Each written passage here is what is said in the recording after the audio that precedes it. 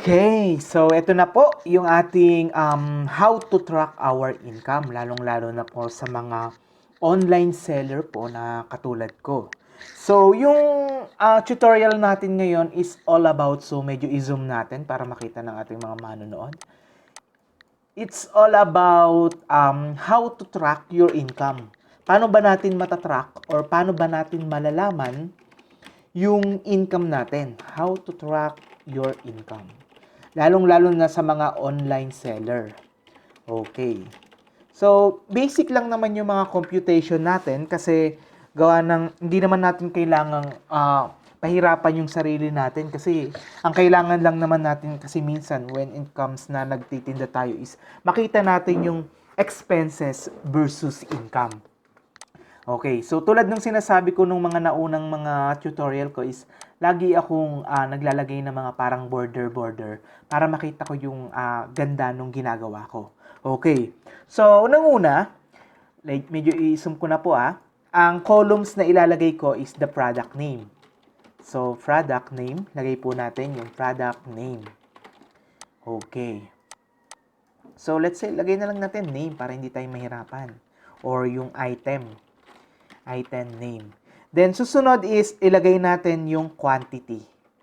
Then, ilagay din natin yung remaining quantity para makita natin yung pagkakaiba nung nabenta na or hindi pa nabenta. Kung magkano yung income kapag nakabenta na or magkano yung income kapag hindi pa ito nabebenta. Okay, then lagay natin dito is puhunan. So, kayo na po ang bahalang maglagay ng wordings nyo based dun sa pagkakaintindi nyo. So, yung puhunan, ayan po yung nilabas mong pera para bumili ng item na ibebenta mo or ginawa mo. Okay. Sales, ito yung nabenta mo na or natinda mo na. Then, lagay din natin dito is yung amount. Kung magkano ba yung ibebenta mo or kung magkano ba yung amount nung ipagbibili mo. Okay. Then, lagay natin dito is yung total. And last is yung earnings. Okay. So, una nating item, let's say meron tayong tinitindang, okay, lagay natin Pikachu. Kunyari, nagtitinda tayo ng stop toys. Okay, so si Pikachu, ititinda natin. Let's say, bumili tayo kay Pikachu ng 3 piraso. So, lagay natin 3. Then, yung quantity, hindi muna natin lalagyan. Mamaya, babalikan natin. Okay, let's say, lagay na rin natin 3. Okay, kasi wala pa namang nabibili. Then, yung puhunan, halimbawa, ang puhunan natin sa 3 Pikachu ay 600 pesos. So, lumalabas 200 isa. Okay. So, sa sales, halimbawa may bumili, liitan natin ng konti. Halimbawa may bumili na isa, then ang tinda mo kay Pikachu is 350. Okay. Yan, 350 ang tinda mo kay Pikachu. So, para makuha mo yung total, imumultiply mo ngayon itong amount versus kay sales. So, lagay natin si equal sign. G 3, tapat ni G, tapat ni 3. Tapos, lagay mo is multiplication symbol. Imumultiply mo ngayon kay F3. So, tapat ni F, tapat ni 3. So, ang kalalabasan is 350 pesos. Okay. So, yung earnings mo dito is, ngayon, ima-minus mo ngayon si earnings kay puhunan. Okay. Tatry natin Equal sign, H3, katapat ni H, katapat ni 3, minus E3, tapat ni E, tapat ni 3. Okay, so negative 250 pesos. Bakit negative 250 pesos? Kasi namuhunan ka dyan ng 600. Ang nabebenta mo pa lang naman is isa, so 350 pa lang yung hawak mong pera. So, meron kang negative 250 pesos pa. So, ngayon, gagalawin na natin si remaining quantity. Equal sign. Okay. C, tapat ni C, tapat ni 3. C3 minus tapat ni F, tapat ni 3. Okay, F3. Okay, meron ka pang dalawang item na natitira. Pero hindi pa dito natatapos. Dito sa earnings, negative tayo, di ba? So, meron ka pa ditong expenses. Siyempre, hindi mawawala ang expenses tulad ng gasolina, ng pamasahe. Okay. So, let's say ang expenses natin is 100 pesos. Okay. Dito mo ngayon ilalagay yung total earnings or yung kinita mo. Okay.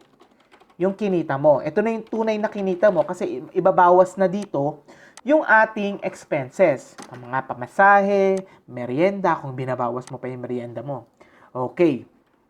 So, yung total earnings ngayon, ang gagawin mo is tapat ni 3, equal sign, I3, minus. Okay. J3, tapat ni J, tapat ni 3. Okay. So, negative 350 ka pa. Bakit 350? Kasi yung earnings mo is negative 250 pa. Namunan ka 600. Ang pera mo pa lang as 250. Nagkaroon ka pa ng expenses. So, 350 na siya. Ngayon, kapag nabili na si Pikachu ng dalawa na yung nabili, let's say dalawa na yung nabili, magiging isa na lang yung quantity niya. Automatic na yan, ha? Magiging isa na yung quantity niya. Then, yung total natin na sales is 700. So, lagyan natin dito, total sales. 700. Then, yung earnings mo dito is 100. Okay. Then, yung expenses na 100, 0 yung kinita mo. 0 yung kinita mo kasi nga, dalawa pa lang yung nabebenta mo. Nagkaroon ka na ng 700 pesos, then, may expenses ka na 100, ang kuhunan mo ay 600, kaya naging 0. Let's say, nabili na si Pikachu lahat. Okay, lagay na natin, tatlo na yung sales. Okay, 0 ang remaining quantity. Nag-total sales ka ng 1,050. Then, nag-earnings ka ng 450. Then, ang expenses mo ay 100. Total earnings mo for this item is 350. Okay. Ganun lang kadali. Basic na basic yan. Alam ko, para sa inyo, napaka-basic lang yan. So, let's say, ulitin ulit natin, ha. Kunyari, si Squirtle naman. Squirtle. Ayan. Tapos, meron kang binili 5. Okay. Ang gagawin mo lang dyan is, kokopyahin mo lang yung mga formulas natin. Hanapin mo mga formulas. Yan. Kopyahin mo lang siya. Then, yan. Kokopyahin mo lang yung mga formulas na yan. Okay. Then, lagay lang natin. Magkano ba ang puhunan mo kay Squirtle? Let's say 1,000 pesos. Kasi 200 isa din. Okay. Nabenta na. Okay. Then, nabenta na si sales. 4.